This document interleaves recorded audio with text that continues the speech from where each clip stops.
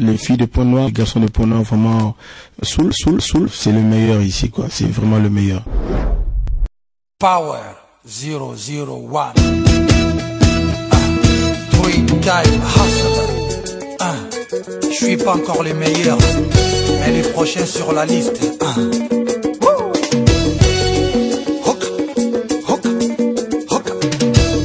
Le Phoenix, Rigobert Song, African James Bond, Didier Drogba, l'éléphant le plus rapide, le sniper togolais, C.A. Emmanuel Adebayor, Monté ma charité, Djibril Cissé, Asma, George Weah,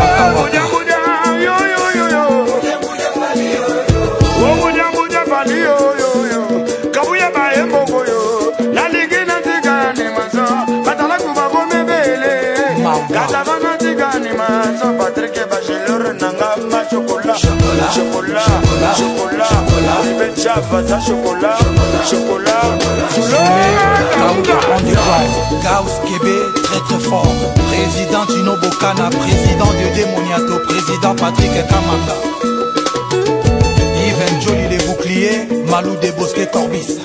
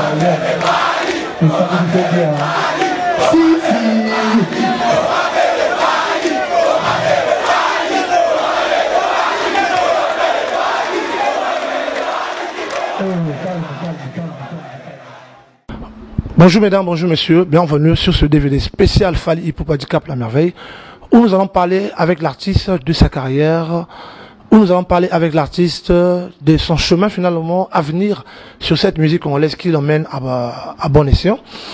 Mesdames, mesdemoiselles et messieurs, je suis Papi Soul pour les hommes, Papi Sucre chez les filles. Je dédie ces DVD à celui qu'on appelle Nona François Le Feu, Aya Edo Patas, et également à celui qu'on appelle Amel Eila, sans oublier Mirati Makumbi. En trois, soyez salués, mesdames, mesdemoiselles et messieurs, à travers ce DVD que j'offre au public congolais de deux rives. Mesdames, mesdemoiselles et messieurs, l'artiste Fally Ipupa, 3 albums dans sa carrière, qui déjà mérite 3 disques d'or. Aujourd'hui, il nous sort le 3e qui est sorti en 3 volets, Power Kosaleka 1, 2 et 3. Mesdames, mesdemoiselles et messieurs, cet artiste est entre Kinshasa, Brazzaville et Paris, New York, n'en parlons pas. Il est en train de nous préparer un autre opus qui s'intitule juste Netina Film. Ce DVD, je veux dire ce disque qui sera dédié finalement au public de l'Occident qui adore ce genre de musique, mais qu'à cela ne tienne, le public africain également sera au rendez-vous. Mesdames, mesdemoiselles et messieurs, je vous laisse le soin de suivre cette interview avec Fally Ipupa qui nous parle de tout et de rien.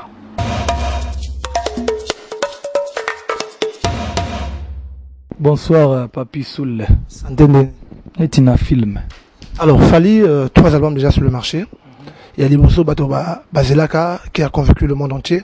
2 albums Komaka Tembe, et c'est Simba et Simba qui après maxi single où il y a Street Life, où il y a annoncé que la couleur, il y a album Power Kosaleka. Alors, tout comme la troisième album de la carrière musicale, il fallait. Qu'est-ce que finalement stratégie aux autres jouer pour nous faire des bons tubes, et surtout que l'album il y a 20 et quelques titres. Qu'est-ce que tu veux demander au peuple? Non, moi il n'y a pas de magie. Hein. Moussala nous surtout à la kaka. Il faut avoir confiance na yomoko. Et surtout, il faut y avoir moni ata virambaloba koeba musale sala lengi mobo. Siko koeba musala mingi ya donc on a habité lengi ni sala. Est-ce que vous réalisez qu'il fallait mine de rien, surtout le bien sali 3 albums? Sinon réalisé moni mikolezo kende. Je pense que ngai na sali 3 albums na carrière nanga. Maintenant na monde la moulai donc on a déjà préparé pour nos mambo. Et puis on a fait que album où il y a Suka Power, ça les cas, et ça bien. Bah nous sommes na moi un peu réticent, mais les loyaux m'ont dit que bah tout bah comprendre que nako ça va moins rare quoi. 3 albums pour la mémoire peut-être on sait bah tout mais on a eu 6 albums. 6 albums. Power, il y a 3 disques. Il y a plusieurs titres. Ouais, donc il y a 26 titres, donc je crois que sera qu'à l'album il y a 9 titres, 10 titres. Et vous avez 2 albums. Oui, 3 albums pour maxi single les Gistarati na oga côté. Single et ara CD moko et ara nzemo moko ou bien sur moko. Donc il y a 3 albums. Voilà, il y a 3 albums. Il y a tant il y a 10 titres, na 6 titres. Donc voilà. Oui, na remis de naro 6 albums, ouais. Ouais. Mais Fali, tu viens Nakata monde musical. Au Sali, 6 albums comme on l'a su le dire. Est-ce que tu pensais pas qu'il fallait au bon matin moi, tu bisata moi moko, mi balé on a hier na temps sur l'album le problème na ngande banzembo et aki togweza ki belé mais na lingaki que 4 ans bayokaki album té. Donc vraiment il fallait qu'il bayoka na banzembo pour Tommy 26 titres, mais Missou de Tikalaki pour 4 ans, membre le Bézard Belé. Non, je pense qu'il fallait tu vas comprendre que tout ça on a par hasard Théa Benanzambe Mouta Sabiso dont on a Sabiso talent. Donc il faut tu vas tiga au Chabiso non. Non, total album Moko Kaka, total no yami balé, total no yami satu, tiba olemba. Alors, fallait trop de thématiques comme mon album là. Nous avons fait un peu le contour de tous les 3 versions, de tous les 3 CD, je veux dire. Tu as remarqué que tu as beaucoup forgé en ce qui concerne le thème. Au début, Bolingo, n'a mis tu forme. Mais il y a un titre où ils ont tiqué plus d'un Congolais, ils aboussent. Narata abousse. Au même Ali Boumaye, c'est dans quel but? Non, il y a moi justement, c'est ça. Un album, il fait à la na Bilo Rognon surtout. C'est facile, Lelo. Tout comme on embarque, na salandi au mot orgazi, tout ba comme on embarque orgazi, autant ça album obimaka orgazi lengi, salanga boué lo lemu, voilà, justement, kosa leka, na kosa batu kosami batikalinga na leki moni toyemba makamona nyoso tu chéri zala boye wana kaka c'était du déjà entendu donc il fallait to memela batu moi bilo mso asika au sentir que mélodiquement l'album est vraiment riche et puis thématiquement pareil et puis on remarqué que même partition accord nine et dans moi ndenge mo bete pendant l'album précédent. Ouais, c'est ça que et on le moi n'a dit que changement to innovation il y a trop savant pour nabiso ba congolais il y a trop compliqué mais il faut qu'on imposer dans le temps album maki deuxième semaine et album comprendre te le baté qui a ma b parce que baby gena voilà vino le baté qui album même ma b pour l'album a fallu donc fallait rose dans studio des albums mabete pendant comprendre était batu bando lo ba en fait bat ba comprendre était tout comprendre était ba ko lo ba teke et là on a c'est dans la public ba lo ba teke album ya mabete ba lo album tout comprendre était on dit raté mais ba ko lo ba teke album ya mabete pour bi yanga ça dit nga so pesinga 1 mois na bien so pesinga 6 mois na komi ndenge moko so pesinga 1 an wana komi vraiment donc ndenge mususu quoi donc on a 4 ans donc on a komi excellent. Alors Fally Karanazé Boswana, je commence à me poser la question au travers de combien de paroliers parce que sur une qui maloba tout le album il y a Power Kosaleka il y a un thème moko ils ont touché bateau Nzambi akeli bolingo Nyango atinda ki yeso yaka biso to mona c'est tout le monde a yeso bala hein boto bande otamo na bolingo où est-ce que je allais poser ça muta pesa kio to eza makamnomo non moni c'est vrai qu'on a travaillé bien à parolier pour un album mais majeure partie à écriture album yo mon artiste il faut défendre yo mon faut au loba yo mon faut au c'est au zala na temps il y a quoi non le toujours moi le lundi 2 septembre on a commis dans lundi 9 septembre c'est-à-dire en avance il y a réflexion il y a façon de travailler même na ba montre na tchango toujours en avance pose toujours na avance et là c'est au moni ngaso nazo nako dévoiler na komaraté tonde na bulanze mais en gros nako loba que pour une compétition ali quoi on a dévoiler na bulanze na commander bat baro ibango mais et là il y a bien il faut tant passer message il faut otala déjà yo moko s'auto censurer bino malobani na sina loba na album nanga on a changé l'album voilà. Donc il faut que musique, il faut que tu na Bible, il faut que tu na Coran, il faut que tu na nature, il faut que na moisi, moisi ana mutu, ana makolo, ana donc vous comprenez. Et c'est histoire vrai et le camon est vrai. Mais sauf quand mutu na lo bangote, nga siko batu ba lo bango kana ba église ba nzela yeso bala ratip so tout bien. Ba publiate siko nga siko na timbela ngabi. Prêtre na bala raté. Il y a un autre tâtonné car d'autres débrouillés comme ça dit jésuite un mot loi Jean Serge cite un mot loi yo papi soul aux yeux momi vandi mongo simbité aux yeux mususu tam mususu peu balité tam mususu donc voilà et d'autres tâtonné car jésuite donc tiga tout le gars va voir des moyens pour s'en sortir quoi. Ali peut pas père de famille si on a pris ce exercice il y a quoi par exemple fait par rapport à l'Iloba ou Toulouba et jésuite et soyez à balater qu'est-ce que finalement tu peux nous dire personnellement le rôle au Italie bon la vie tout le temps pour la brigade parce que ça non son bien jésuite moni lelo baba tumsu bala bala ni mercredi na petit na ngamo a bala na vendredi na mois ciné ba mariage pena ba long ba alliance mambutu vendredi ba boyane. C'est pas ni vendredi, mais pardon, mercredi, baboyani. C'est-à-dire, les saliga vendredi, samedi, dimanche, lundi, mardi, mercredi, sili. Même pas une semaine. Bon. Petit on pas vivre, Moumi, c'est quoi, c'est un temps à comprendre, à réaliser que mariage est simité. Alors, ça dit pour deux. En gros, on a le ce qui ne te tue pas te rend encore plus fort. C'est-à-dire, au koufite, bon, voilà, au mouton, les balaniers à yote, et zoagité. Côté mousso, c'est zoa. Bon.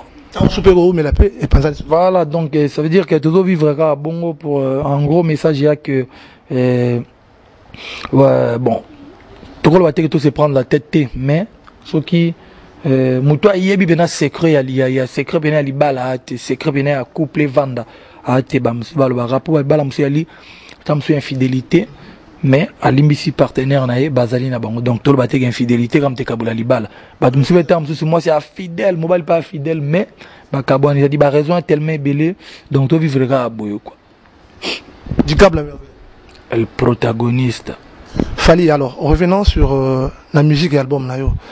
Tout comme tu n'as pas niveau, il y a Obeti Rumba, mais le coup la salsa nakati, hein, le coup la salsa, le coup la mutwashi. Tu t'inspires de la musique à banane pour arriver au Misabiso Bassoana?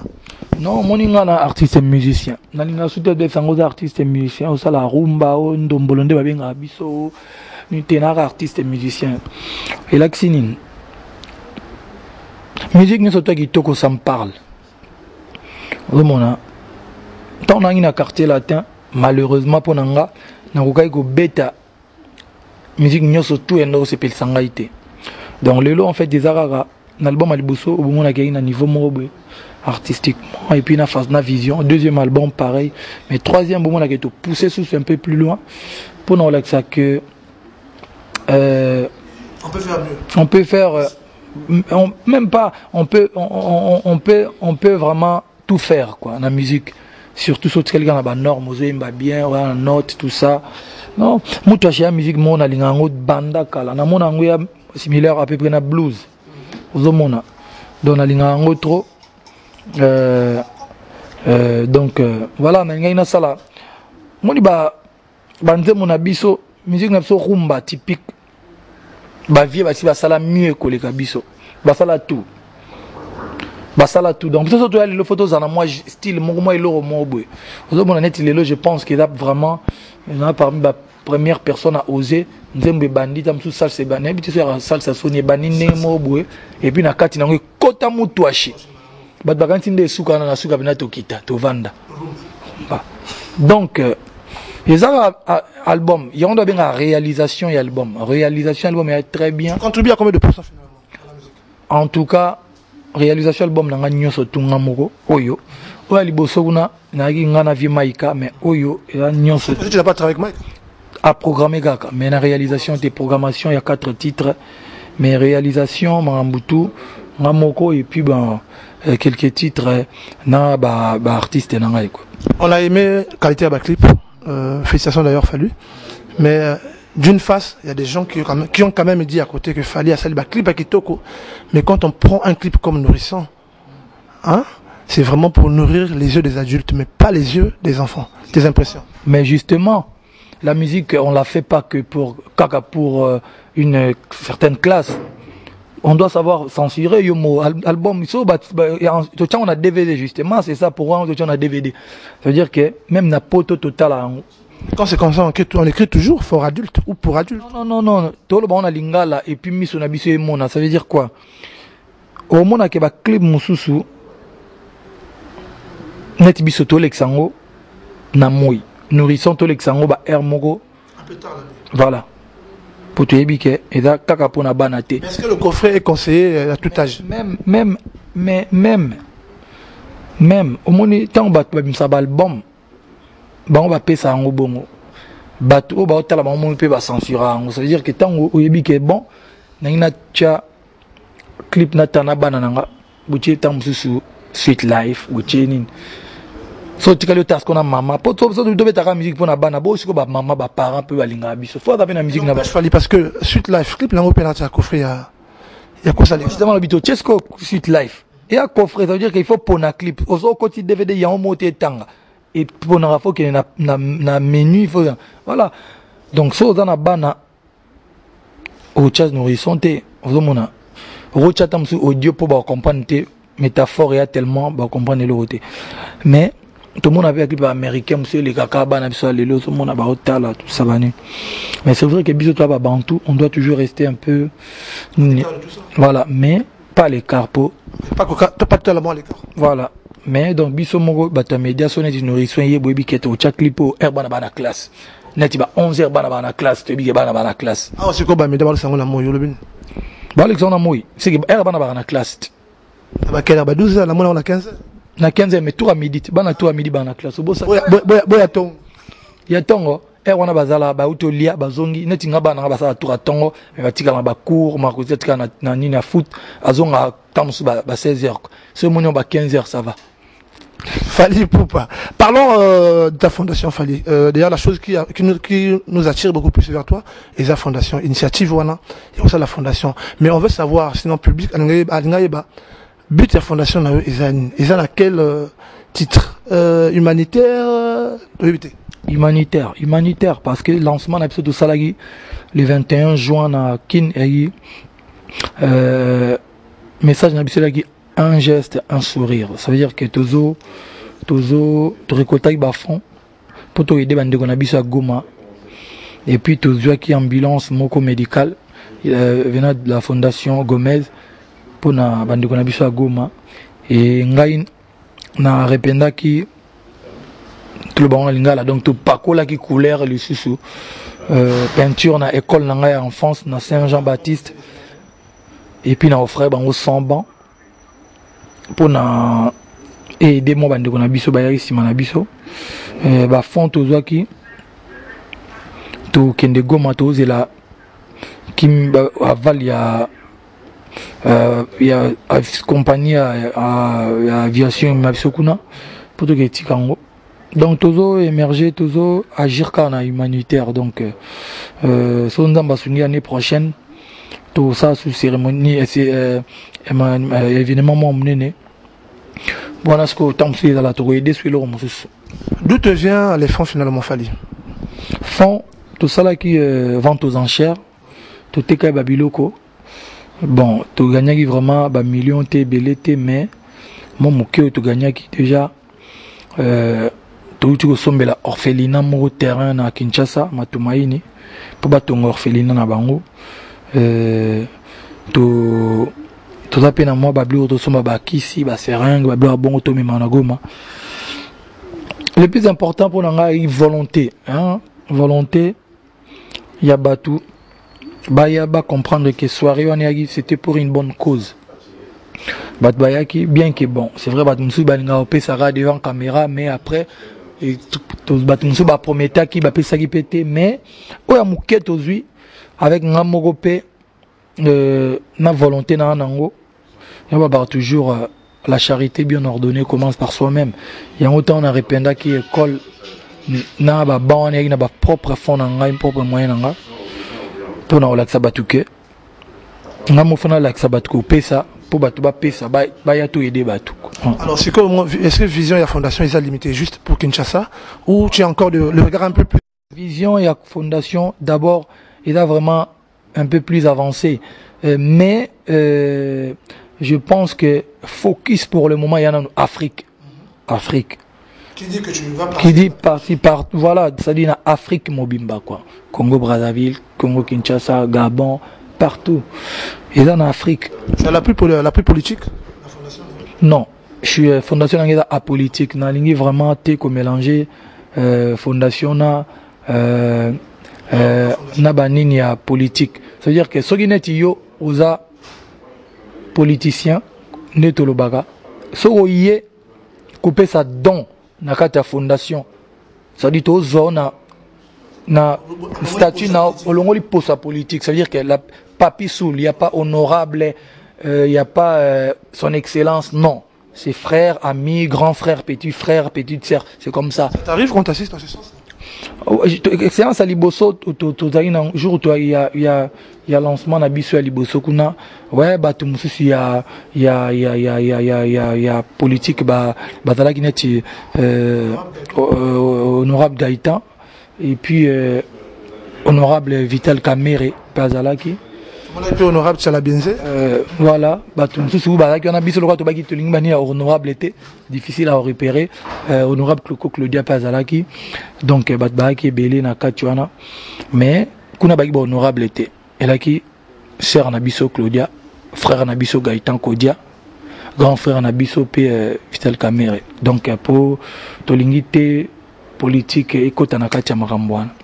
Alors Fally, ça fait un bon bout de temps tu es en train de conduire à bon marche des griffes qui ne sont pas congolais qui sont étrangères le coup la Givenchy moi personnellement quand je vois ça je pense qu'aujourd'hui il est temps pour toi de faire ta marque au lieu que ça rapide opportunité na ba griffe tes impressions. Non moi je suis un artiste et musicien et puis dans le bas on a fashion addict vous comprendre c'est tout à fait normal nada na ba designer na la lingara on a sepela kola tabango bon misu ya rapé on a pas deal misu peut on a pas deal c'est vrai que na somba en mais j'ai ma liste na ligne avec vêtements nanga et bima bientôt moni kotonga pendant sa ligne avec metaka kotonga bilamba tu cité c'est on pas praspé fait vendre comme ligne avec vêtements nanga fint voilà donc Fally Ipupa en Simba ça dit FINS donc bima kalate il y a déjà des échantillons sous déjà je crois que Nzamba Sungi tu vas normalement mais il y a album ici là vraiment et puis album à Universal Pez aussi là déjà fondation on a avant dit sa fondation next step et Zali studio d'enregistrement Inch'Allah et puis ligne à vêtements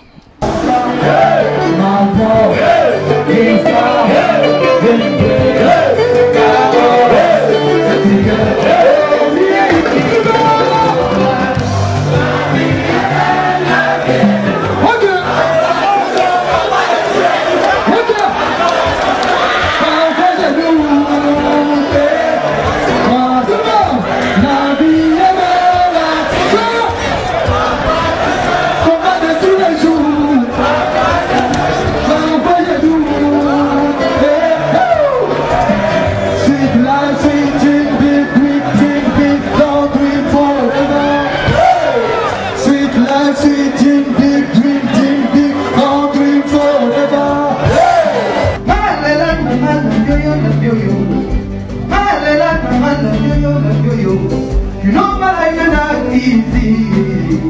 I keep my life too sexy. Woo. That baby no chicks like me. Okay.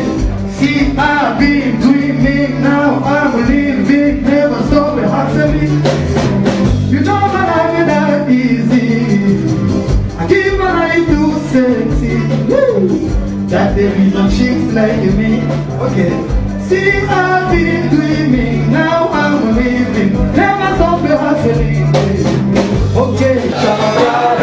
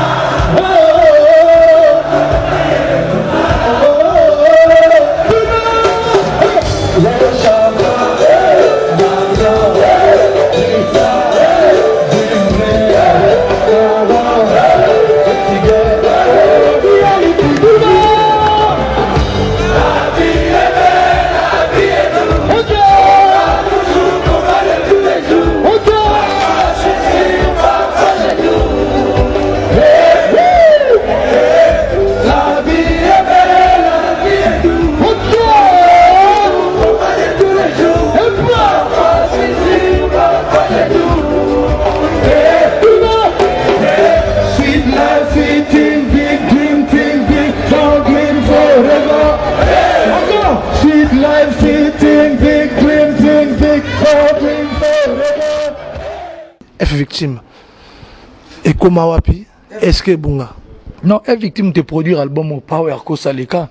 C'est pas David Monceau. Non, David Monceau a distributeur, a dit Nasuka. F victime te produisa banana son libosoti Nasuka. David Monceau a esco to dilé Nasuka zi distribution. Bon, la production, évidemment, il y a un clip Nasuka, mais et banana F victime. F victime il y a toujours un projet. Je crois que nous avons dit que Inch'Allah, on a un album peut-être en 2014, na fin. Ou 2015 peut-être, mais projet Monsieur Ali studio il fait dans la tito comme mais studio fait dans la kin pour et produire les plus talentueux. Il y a Kinshasa, ça dit monter na un projet liboso monter moi girls band mo fille et puis que produire artiste ou accompagner en ngai pour le les plus talentueux dans la banzembo bien vision bien tout ça. Un artiste que tu nous as présenté durant ton concert en Europe, comme on est Kemingai Physio, un jeune artiste, à ça qui même playback, la concert en Olympia na Poto, na Olivier, na Zénith. C'est à Zoma papa comment. Ton moni album lui mais c'est pas te asi azoma papa comme artiste azoyemba déjà donc producteur ne mususu ayi artiste David Yangate nga na coup de pouce kaka un jeune frère na biso congolais Kinshasa na matisaka po bayebe na poto matisaki pour na surtout à interpréter nzembo na ngai na lobai bon ayi poli ayi na talent na bai bon na psale moi coup de pouce ayemba na Zénith 7000 personnes monae et puis va comprendre qu'il y a un talent va ébélé na Congo bon là c'est ça ma papa comme des artistes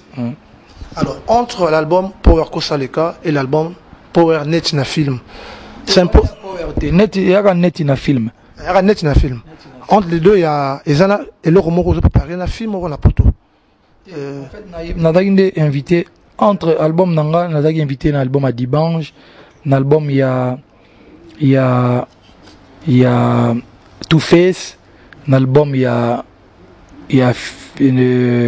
y a Fiona Pauline Maserati donc tout ça là est featuring Lanze Momoro toi et moi et c'est Bima single à Liboso je croyais marchait très bien Penapoto et puis on a pas invité l'album à Nayanda l'une de Brick and Lace et puis Isaac Bureau na sali avant l'album donc il y a un projet tek album mon bidara featuring collaboration mais ngamoko album nanga après Power Kosaleka single à Liboso Bimi et Robim officiellement en septembre à Kitoko vous annoncez la couleur album voilà annoncé la couleur album net na film na Youssoufa et puis deuxième single Oya troisième Oya album Robima je crois tiba mois de février net na film Fali nous avons 3 albums il y a que savourer nano pour la film.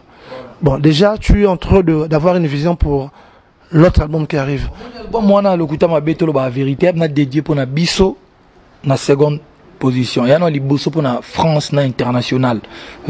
Parce qu'il y a signé Universal. Universal, déjà, vous distribution na Congo, ticket na banga, le bibi ko maîtriser té. Les ans en France, pas Bisso n'est pas le moni. Bisso les lots tant sous génération à Bisso comme que ou les cas bantier va reconnaître yo c'est vrai pépé calé va venir me soit calé là qui mais dans tout ça pena accès na teva mundele té ça veut dire que TV oyo ya libanda elexa Bisso za Trust TV ozomona mais que vandi pena ba moni lingale yemba mana TF1 rien on a Canal Plus on a ni maman à la raté parce que vision dans ngande la qui on a ce dit comme ils sont maintenant normal que au vanda bena MCM au mon ami lingale lo ba mande kwazo leka pourtant to na mikili c'est vrai que lelo est comme fondement mais tant on que ba poto to beta mingi ba concert Bercy tout ça Olympia Zénith to remplir en mais ça restait dans le fond il y a rien communautaire ça veut dire biso na biso ba africain hein biso na biso ba africain to yé moi lisanga ba kinois ba congolais ba kuta voilà biso na biso c'est bien hein? Toi on a soutien mon nene parce que biso le toi fier il y a que mundele to mundele bon ça va mam na bino ponga lelo universal on va refaire chienga trop na fi bangwe na tiki bino na bi background des ali Afrique ali na rotondi sa Bercy mais c'est encore mieux soyez au bêta deux Bercy na dernièrement la Bercy ba Kanye West na ba Jay-Z 2 jours d'affilée ba petit toi ba Rihanna Stade de France 80 000 personnes blindées de dates parce que avant tout le monde toali mais nele pe ba Colombo kabali c'est-à-dire que faut tango yo beta na Bercy fait ta remplir na ba bisoté faut ba mindele pe ba mboko bali baya donc yango universal et le wana mukeka yango na toke na pour il fait comme non na France pe bobeti concert na mindele na ba tout le monde bayaka si on comprend bien le souci de Fali c'est juste que tous à la terre au arabe l'or na bango ba rappelle l'or la biso vous comprenez pas ça Johnny a l'idée ya autant dit ça ceux qui ba chanteur français ba en Afrique ba ton dit ça na batu na bango et diaspora ya ni na bango na biso petoke na biso moko petoke ndaba concert na bango bon est-ce que biso ce qu'on a France faut que surtout que beta concert ka ba congolais bango ba ya raté ba ya te pour ba lingi biso te pour les autres commater place ba ali vous comprendre mais ba ivoirien comme Magic System lelo au monde na public ya mindele pe na batu monde ba africain si on a projet na ngai yango wana que non surtout que na France au vin na batu mwindu na mindele na so inchallah nous en Apollo na mois de novembre na New York souci na ngai ali na ba africain baye mais na ba Kenry pe il faut baya voilà Alors, Fali, dans ton album Net Film, finalement, tu dois comprendre, ils ont combien de titres. Est-ce que finalement, au prévenir, que ça là-bas, vous m'appelez dans l'album? Le Kouta Mabe n'a pas dévoilé stratégie sur tout, mais Universal, façon à bango au salaire à Mindele, n'a abisso ya vraiment deux makambo. Dès na benakendaki, na utoya na les 30 na convention mo ya Universal, artiste tout Universal na kata Olympia, Universal Europe. Tu as biso tout na Olympia na. Donc, mais babeng senga na ina vacances, na ina Miami na New York. Ben il faut zonga parce qu'il faut au livrer 3 titres les 25.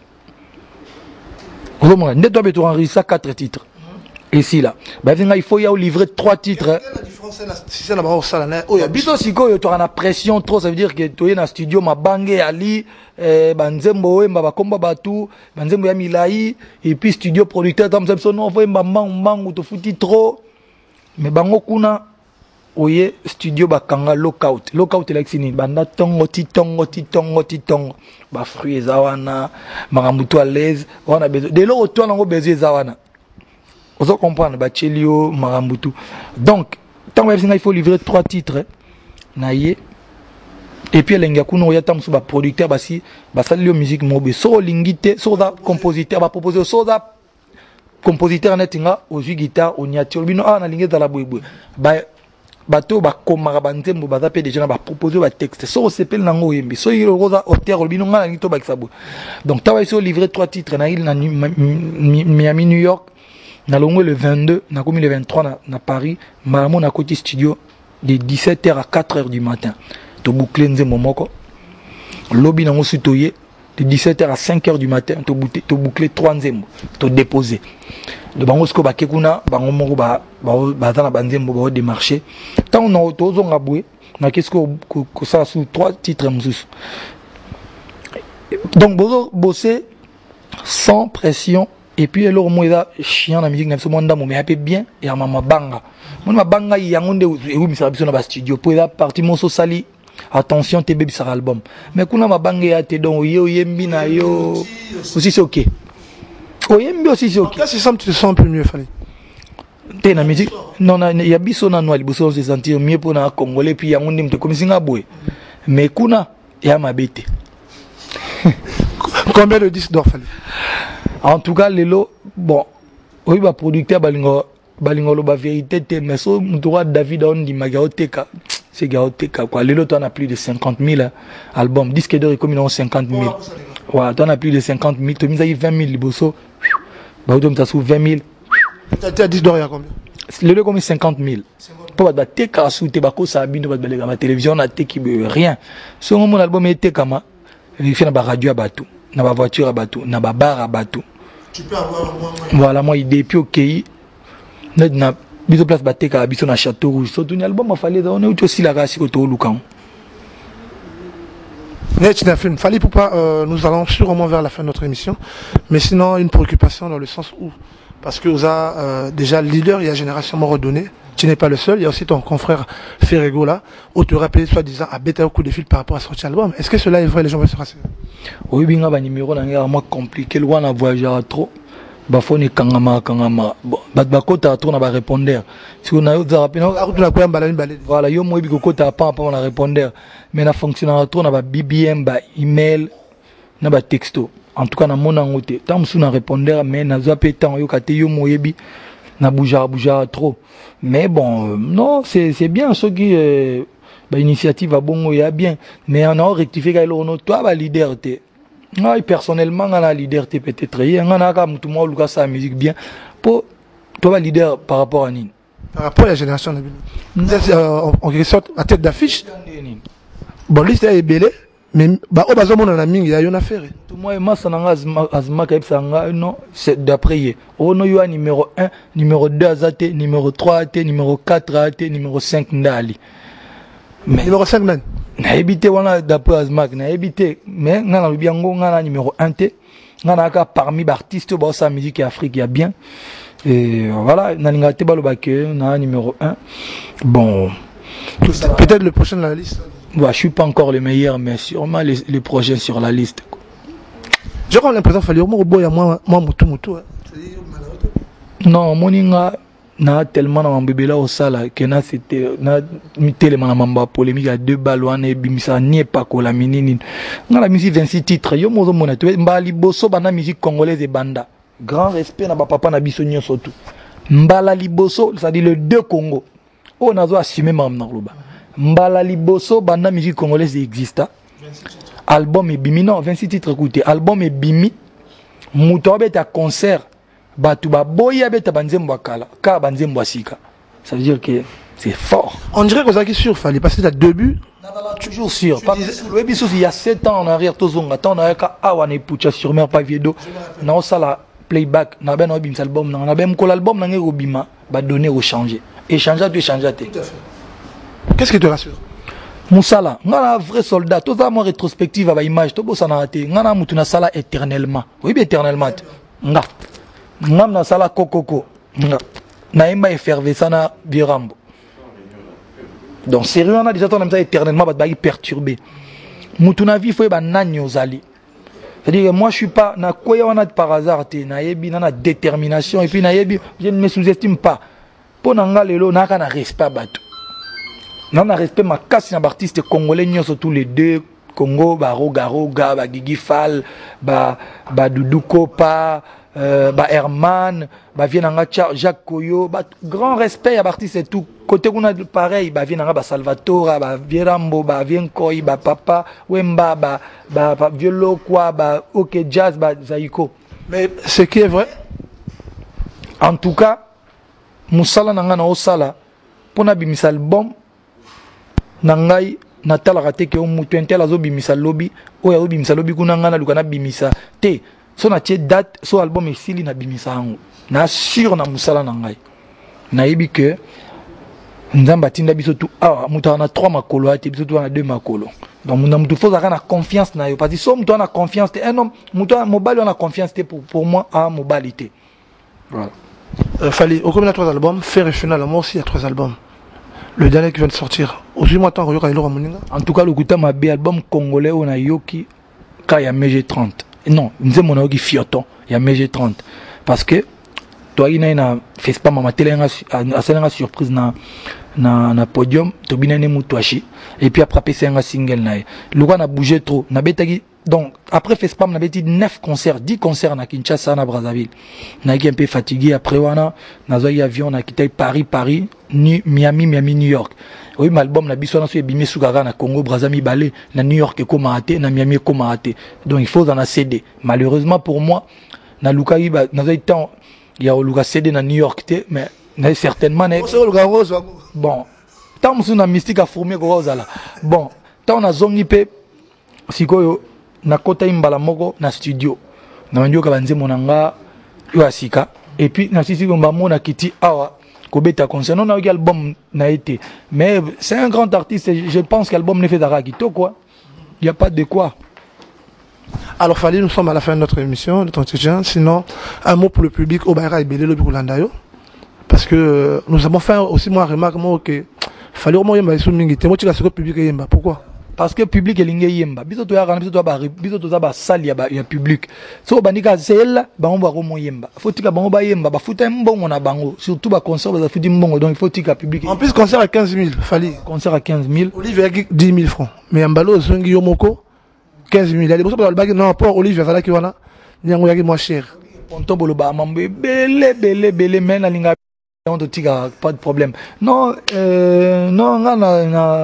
na mutu mona na linga ko polémique na mambrezanga zanga tinate. C'est vrai qu'on sait bien, ba sepela ki mais na kana regret na bande. Donc to kende tourner à partir du mois d'octobre to attaquer tourner de toi na Abidjan, to kende Cameroun, to kende Gabon, to kende Guinée équatoriale, to kende Dubaï, to kende Australie, to kende New York. Tourner à cause ça les 4 tourner et puis ba tourner ba Gabo ba nini ba tourner ba stade na ba nini donc et ba le la non Fally betaka pour na VIP c'est vrai photo zonga ponto na stade moko bu atelo mo ke pour na public do ba na ponto na nyona bino a pe pareil tout ça la concert mo puis ya stade et puis na Brazzaville pe tout ça la stade de Boué c'est vrai, c'est bien qu'on mette là-bas, publiquement select, mais il faut que on a besoin d'un biseau.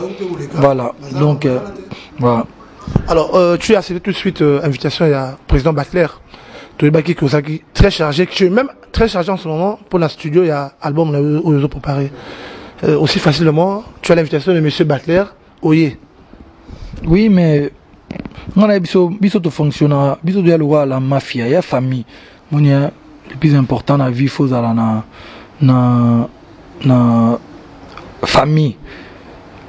Parce que nous sommes en famille à riche. Nous sommes en famille, tu es riche, tu es vieille. Donc, donc parmi ceux on a bateau 3, 4, on a beaucoup parmi bateaux vraiment. Un jour, tu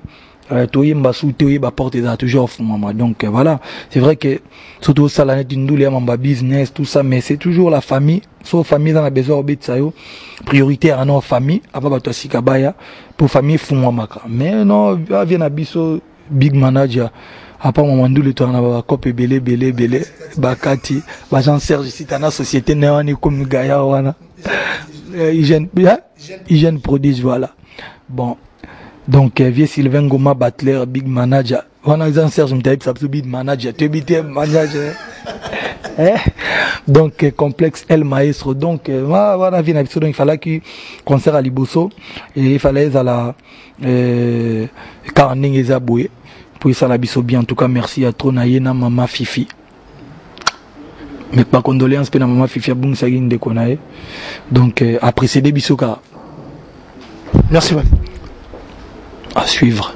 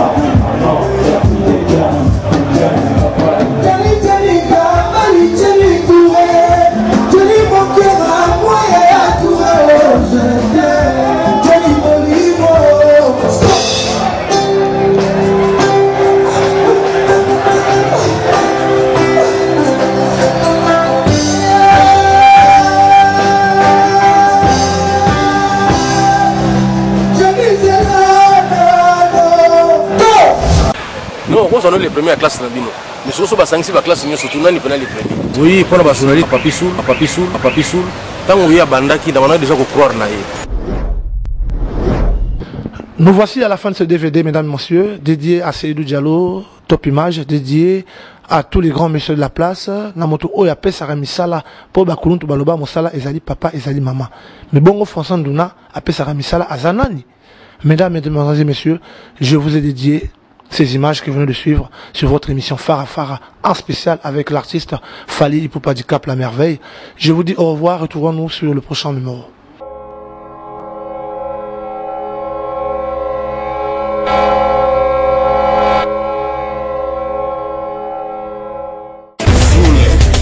Ponton.